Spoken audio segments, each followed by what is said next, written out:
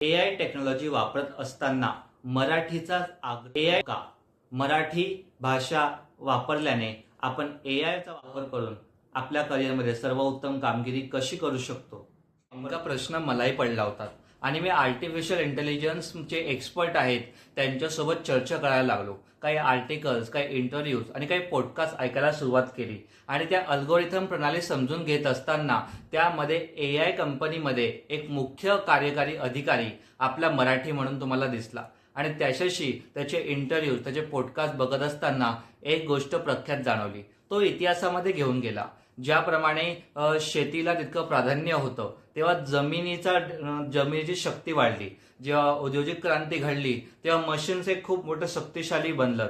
तसंच जर समजा एआयचा डेटा शक्तीमध्ये आपण जर आपल्या भाषेचा सर्वोत्तम वापर केला तर मराठी भाषा ही सुद्धा शक्तिशाली आपण नक्कीच बनवू शकतो. त्यामुळे आपण जितकं मराठीमध्ये कंटेंट क्रिएट करायला सुरुवात करू, blog, post, podcast, videos, articles, जितकं आपण डेटा मराठीमध्ये क्रिएट करायला सुरुवात करू तितके सॉफ्टवेअर सुद्धा मराठीमध्ये तयार व्हायला सुरुवात होतील.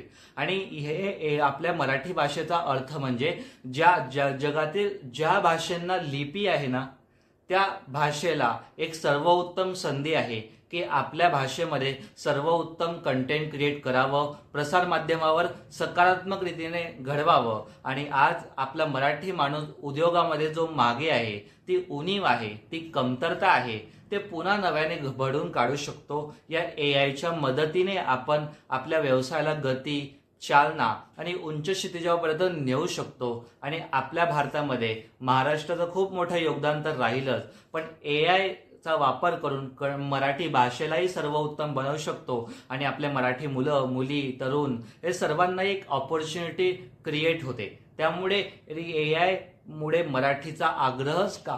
कारण एक वेळ अशी होती की तिथे आपल्याकडे दुय्यम स्थान मानलं जायचं मराठीला, पण आता नियतीने तुमच्या हातात ती एक संधी दिलेली आहे की तुम्ही तंत्रज्ञानाचा, एआयचा वापर करून मराठीला जर तितकं शक्तिशाली बनवलं तितकं तुमच्या स्थानिक भाषा अधिक अजिंक्य राहतील, त्यांचं महत्त्व वाढेल, त्यांची अस्मिता वाढेल.